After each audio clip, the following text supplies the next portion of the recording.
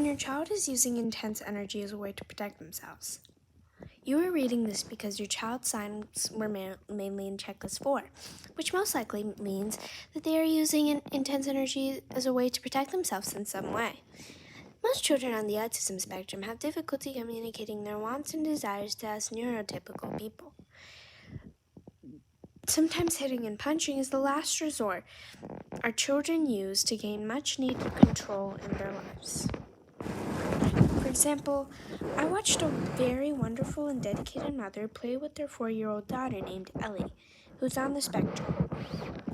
Ellie was playing on top of a slide with a collection of stuffed animals. She was very intently, exclusively talking to each of the animals and creating a story where the animals were bathing in a river. She was paying no attention to her mom, only the story and the stuffed animals.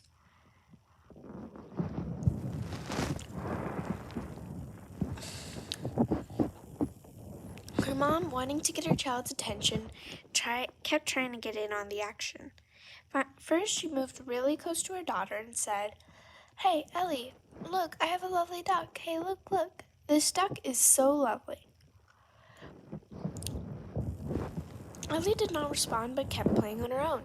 Then, trying harder to get Ellie's attention, she picked up one of the stuffed dogs and moved it slightly, making a woof sound. Ellie took the dog and placed it back again where it had been previously, all without looking at her mother. This mom loved her daughter and was willing to keep trying to get her child to play with her. Then she picked up the dog a second time and put it on Ellie's head. Ellie took it off and put it down where it had originally been, without saying a word. Her mom again picked it up and slid it playfully down the slide, at which her daughter looked at her, said no, picked up the dog, and put it back where it had been. Her mom again picked up the dog and pretended it was licking Ellie's face. Ellie pushed it away from her face and said, "No." Then her mom rocked the dog in her own arms, saying, "Oh, this dog is so happy. It wants to lick your feet."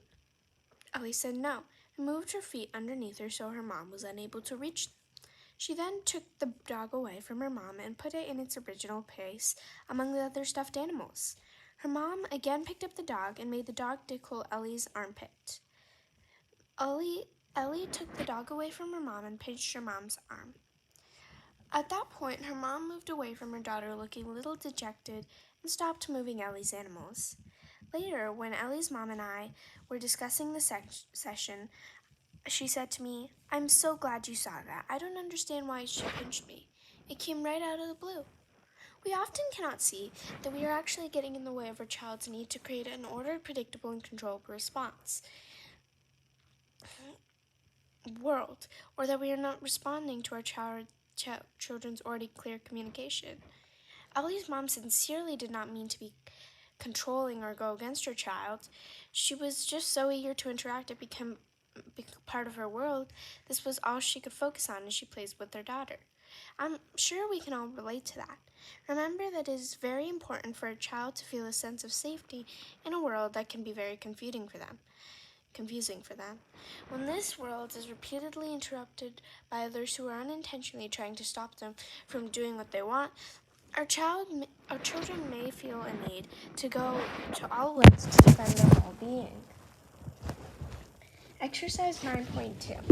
To gain a clear understanding of what just happened, what is happening just before your child uses intense energy, it can be useful for you to film yourself playing with your child.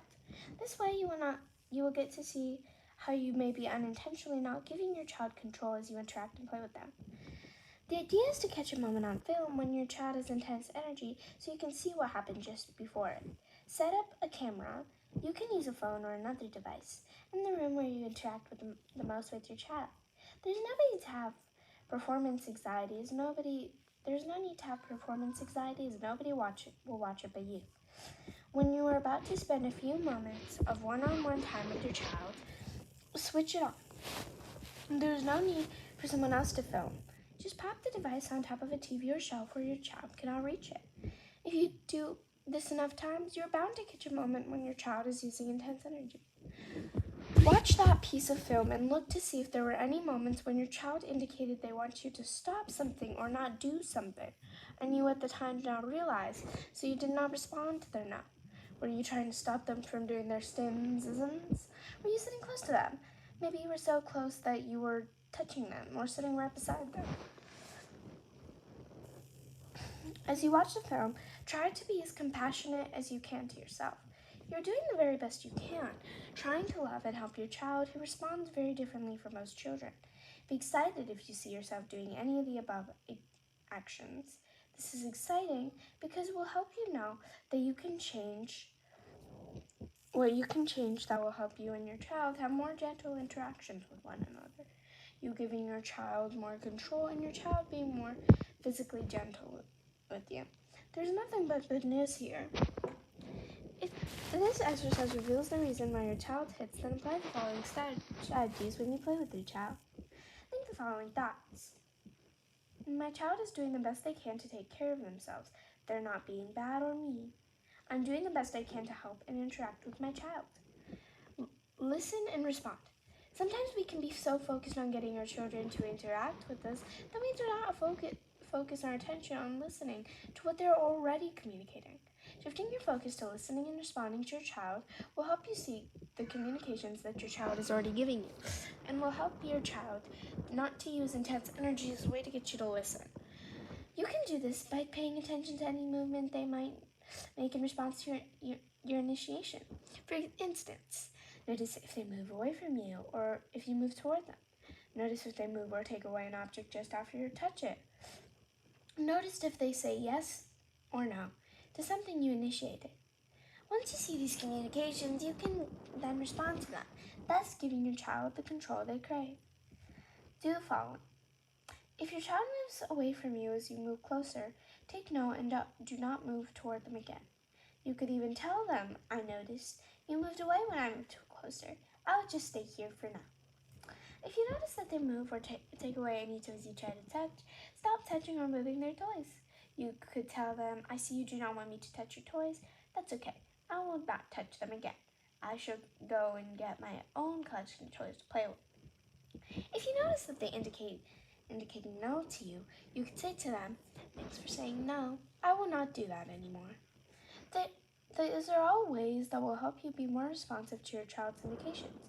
That way, they will not have to use intense energy to seek the control they want over their play or environment. One additional reason, over-medication. What I share here comes from my experience working with thousands of children and their families. I'm not a medical professional and therefore recommend that any decisions you make regarding your child's health are only done in conjunction with your physician. But I want to acknowledge that we live in a world where medication is freely and widely given for a variety of different ailments. You only have to switch your TV on to see many adverts for medications. Even just 10 years ago, this was not the case. I have worked with a few families, experienced a lot of intense energy, having long outbursts of screaming, hitting, and biting, not only directed at other people, but also at themselves. These children also had been on 3 to 5 different medications for a long period of time, up to 5 years. Once these medications were weaned off some of the medications with the help of their doctors, their bouts of intense energy disappeared. I do not feel that this was a coincidence. If you feel that your child may be using intense energy because they are over-medicated, I suggest you consult your doctor about weaning your child off some of their medications. Additional techniques for a teenager or adult. Everything I have talked about in this chapter applies to an older child, a teenager, or an adult. Below, I've added a few more techniques just for the older child who is bigger. Some of you may have children who are already a foot taller than you or up to 100 lbs heavier than you. I have already spoken to parents who deeply love their children and at the same time can at moments feel scared for their own physical safety. The techniques below will help you take off yourself and your children. You will need to experiment with the technique.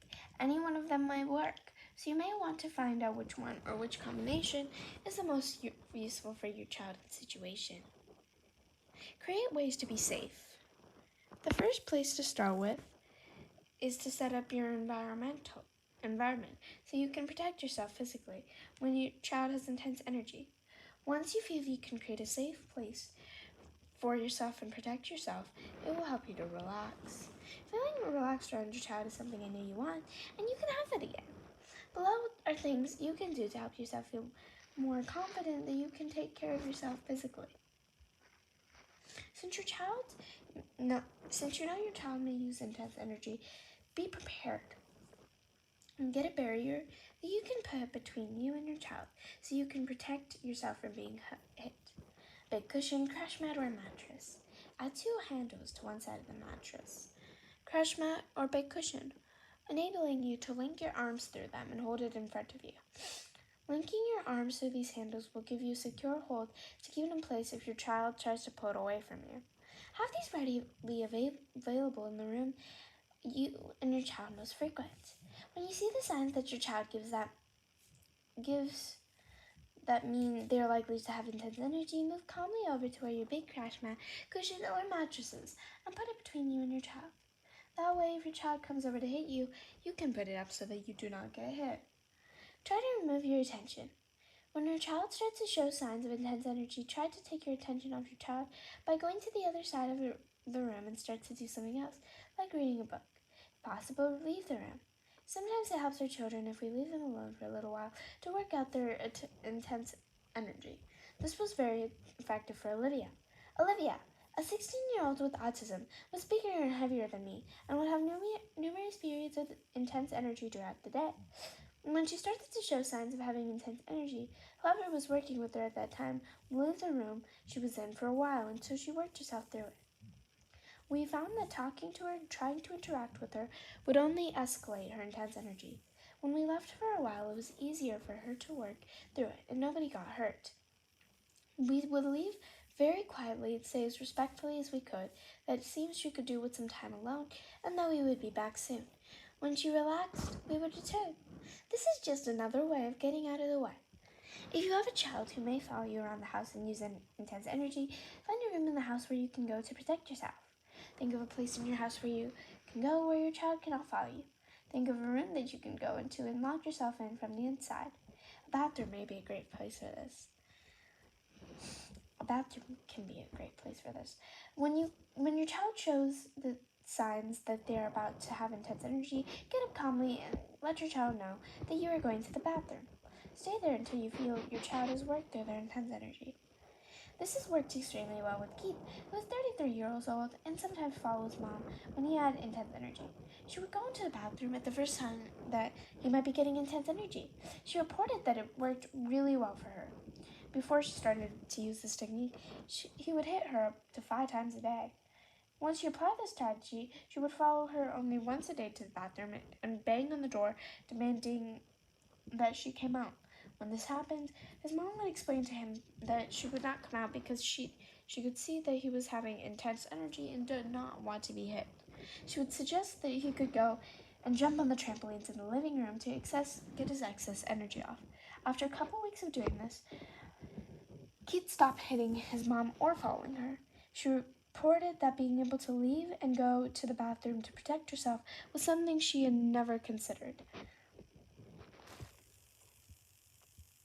doing. Now that she had permission to do that, she no longer felt hopeless and scared of her son because she knew that no matter what, she could take care of herself.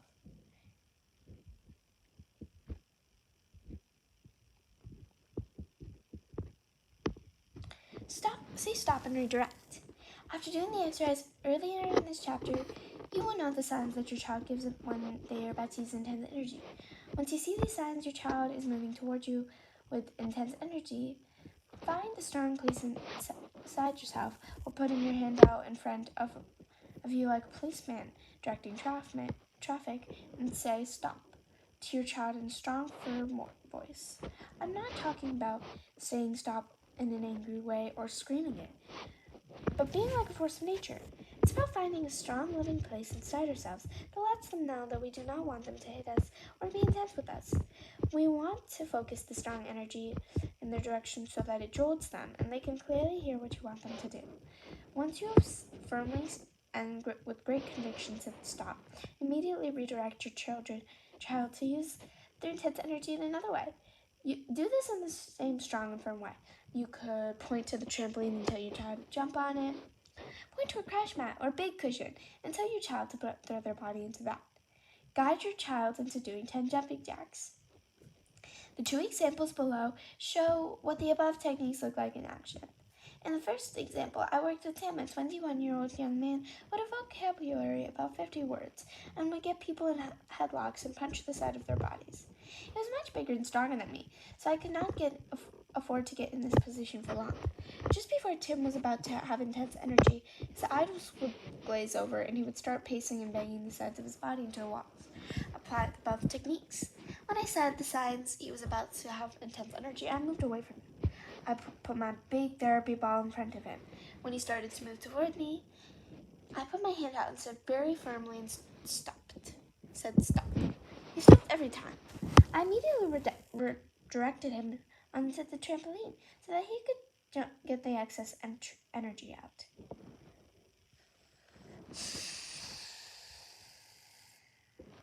All the people who cared for Jim did this. By the end of 2 weeks, instead of using intense energy on us, he would go straight to the trampoline to jump. In the second example, George was a 22-year-old man with autism, 6'3", and around 260 pounds. He liked to dress up in suits and ties and look at him in the mirror while acting out scenes from the movie Men in Black, which he loved. This was a wonderful sight to behold.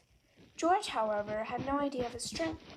He would try to jump on our backs for a piggyback ride, or as part of acting out a scene, he would attempt to do a judo drop on us, as done in the Men in Black movie. He was not trying to hurt us, but he did, as he was so big and strong. As a way to protect ourselves, we employed the techniques listed above. Put our hands out and said stop when he saw the signs he was about to do a judo drop or on us or get on our backs. We directed him, but providing him something else for him to jump and judo drop onto. We brought in a standing punching bag and modeled how he could jump onto that instead of us and do judo drops on it. We did this by actually jumping on the punching bag ourselves and doing a judo drop on it.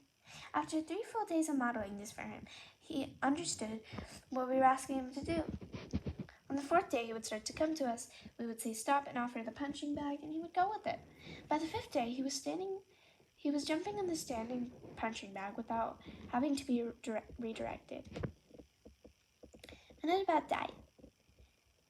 Think about your older child's diet, something that they're eating that could be triggering their intense energy. As their child grows older, they get bigger and can consume greater quantities of sugar, additives, soda, and processed foods. All of these can contribute to our children's intense energy. I worked with a mom whose son Patrick was 22 years old and was in a care facility because his intense outbursts meant she could no longer have him at home. She consulted me during this period because she wanted to find a way to bring him back home. The first thing we did was change his diet. Luckily, the place he was staying at respected this mom's wishes and let her provide all his meals and snacks. She completely cut out all sugar, dairy products, soda, and sugary caffeinated drinks. In fact, the only drink he was provided with was water. Changing his diet in this way changed everything for him. He was home within the month. Read chapter 14 on more ideas on how to change your child's diet. Another thought on food is that when a child becomes a teenager, their body is changing and their need food increases. Ask yourself whether you're giving your child enough food.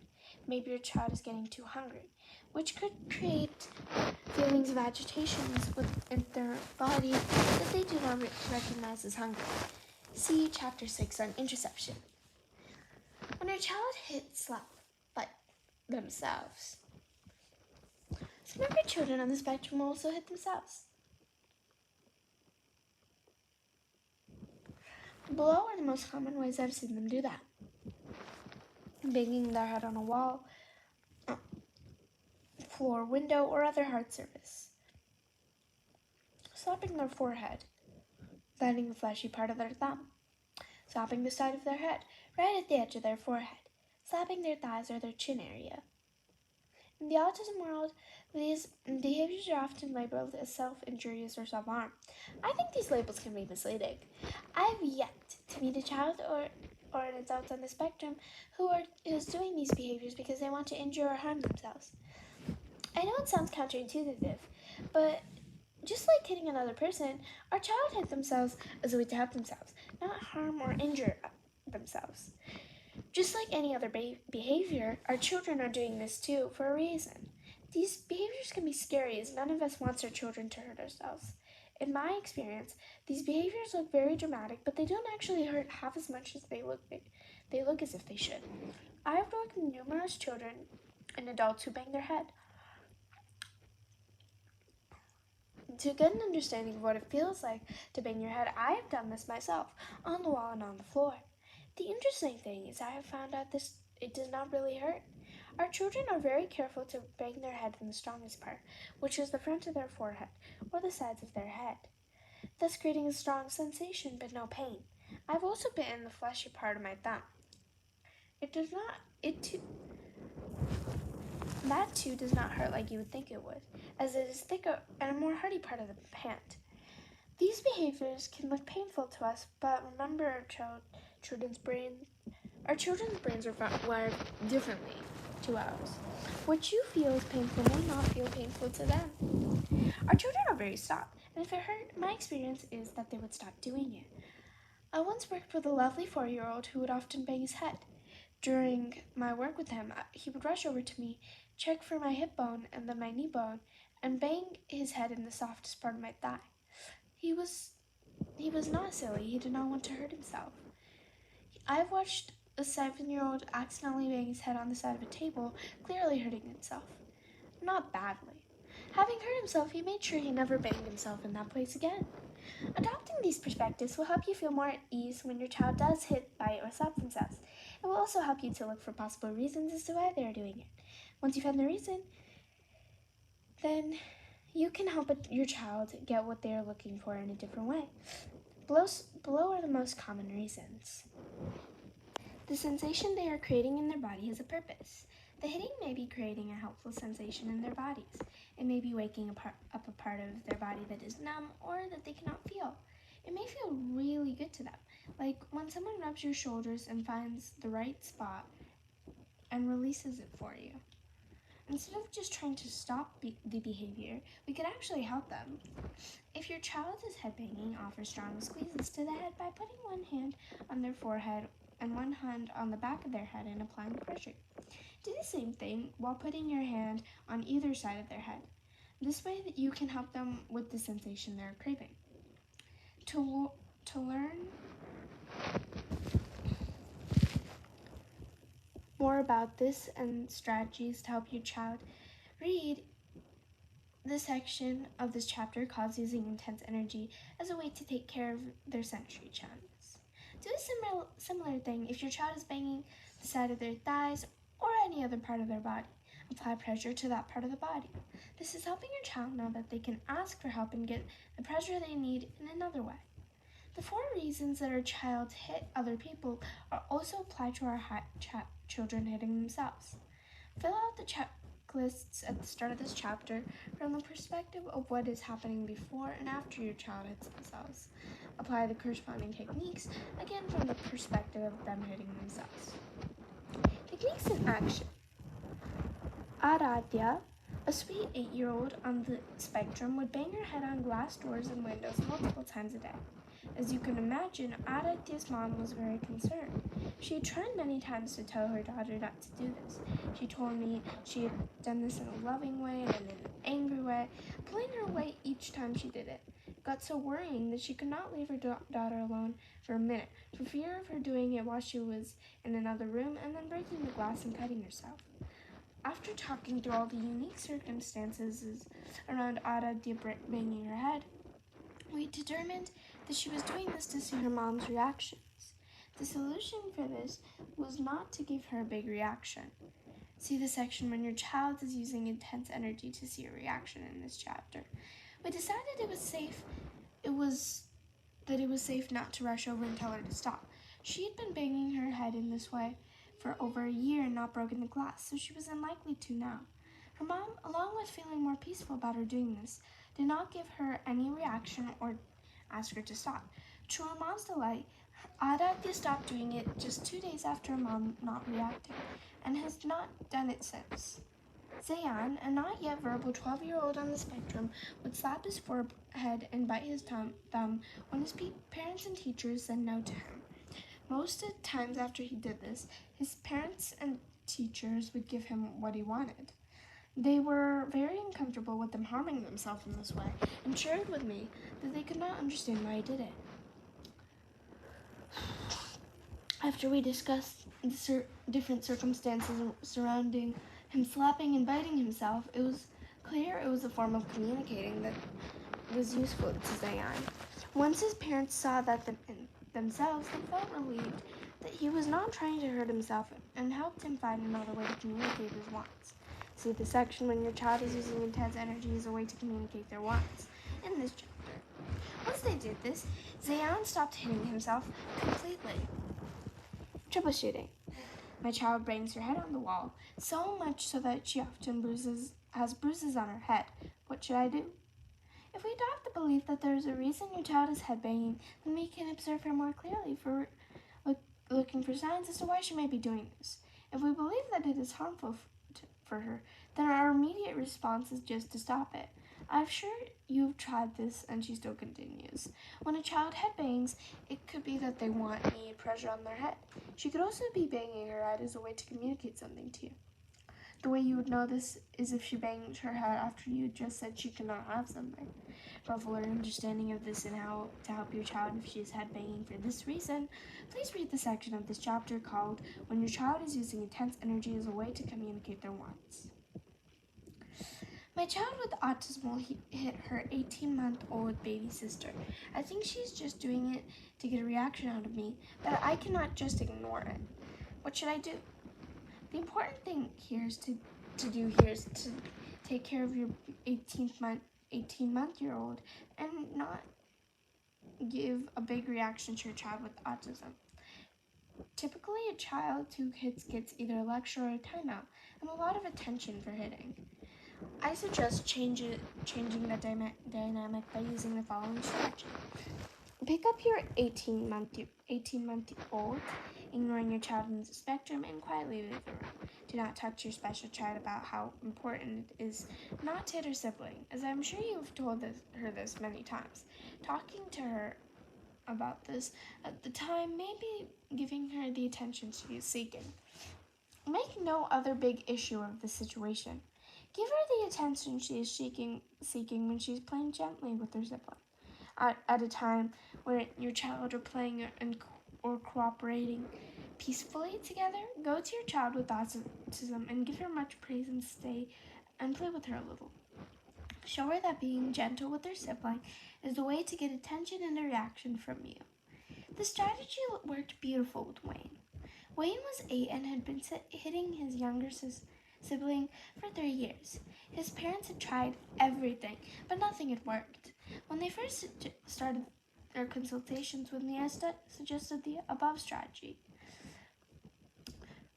On only the second time his parents implemented the strategy, he said to his parents, "Okay, I will not hit anymore. I don't want you all to leave the room." It was all about the attention he got after hitting his siblings, not the actual act of hitting. Within 2 days of implementing these techniques, this child completely stopped hitting his sibling.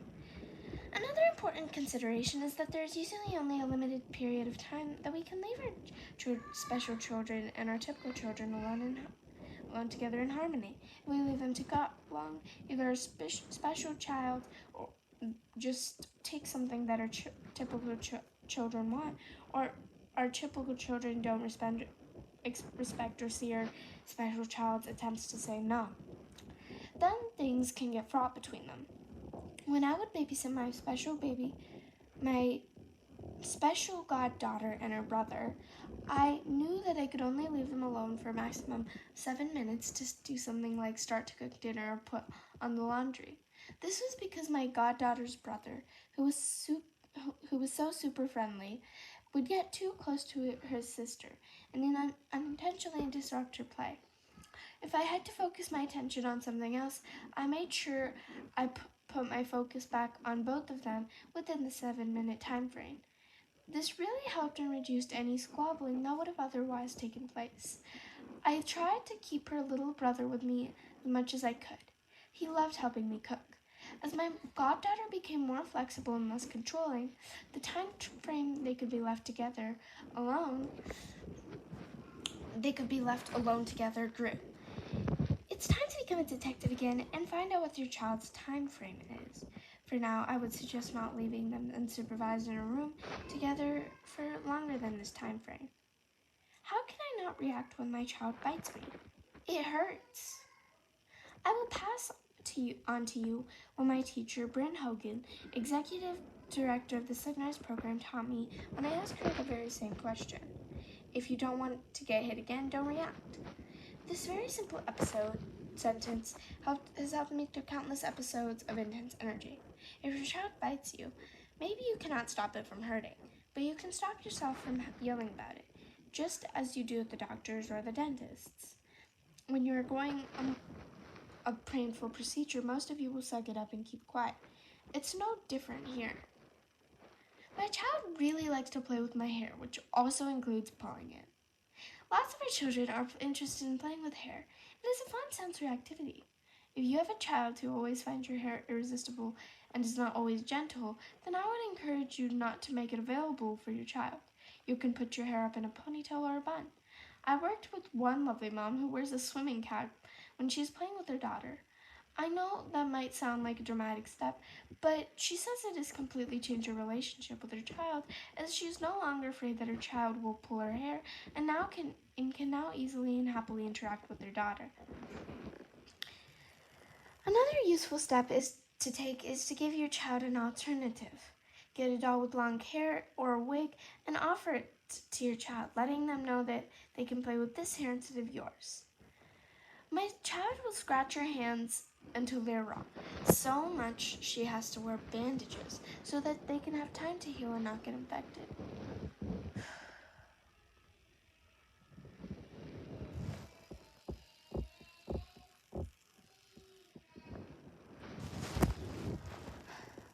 I've experienced the same situation a few times. On each occasion, the reason the children were doing this was linked either to food allergy or candida. Candida is an overgrowth or an allergic reaction to a yeast called Candida albicans. I would recommend that you contact an autism doctor and get your child tested for food allergies, candida, and possible gut challenges. Once the children either stopped eating the food they were allergic to or their gut issue was solved, the need to scratch their hands disappeared. Intense Energy Action Checklist. Be aware that our children hit not because they want to hurt us, but because they are trying to take care of themselves. Consider the 4 major reasons why our children hit. They're trying to communicate something to us. They want to see us react to their intense energy in a big, interesting way. They are taking care of their sensory challenges. They are trying to protect themselves in some way.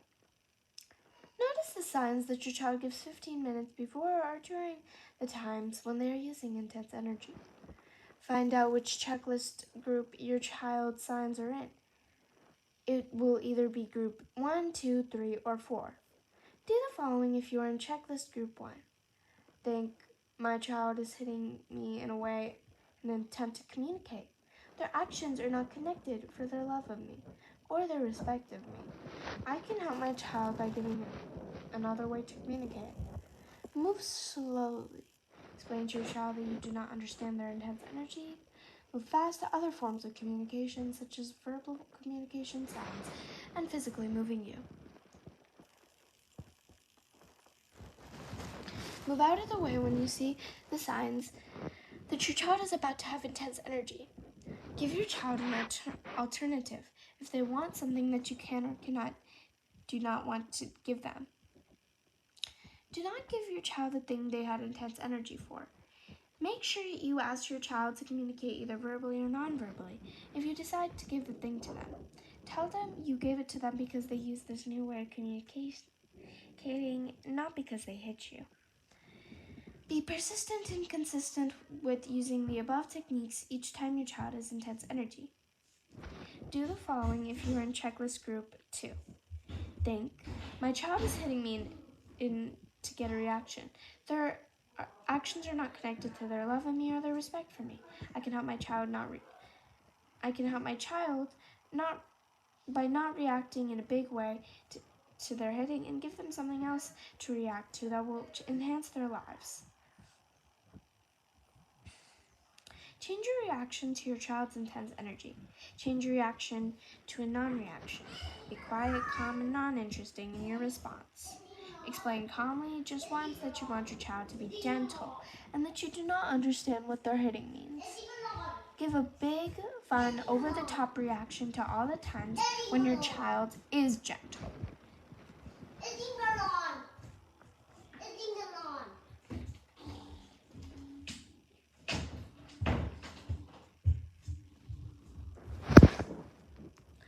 Do the following if you are in checklist group 3. Think, my child is hitting me in an attempt to take care of their sensory system. Their actions are not connected to their love of me or their respect of me. I can help my child by giving them more sensory input to help them balance their bodies. Squeeze the part of your child's body that needs sensory input. This could be their head, feet, legs, or hands. Explain to your child that they could give you the body part that they need squeezing, and you would squeeze it for them. They do not need to hit or kick you in order to get that stimulation anymore. Initiate different sensory input throughout the day so that your child's energy does not build up into intense energy. Do the following if you're in checklist group 4. Think, my child is doing the best they can to take care of myself, that they are not being mean to me. I'm doing the best I can to help and interact with my child. Film yourself with your child in the hope you will record an intense energy episode. Compassionately watch the film to see if you missed any signs from your child that they wanted you to either stop what you were doing, stop touching their toys, or stop talking in some way.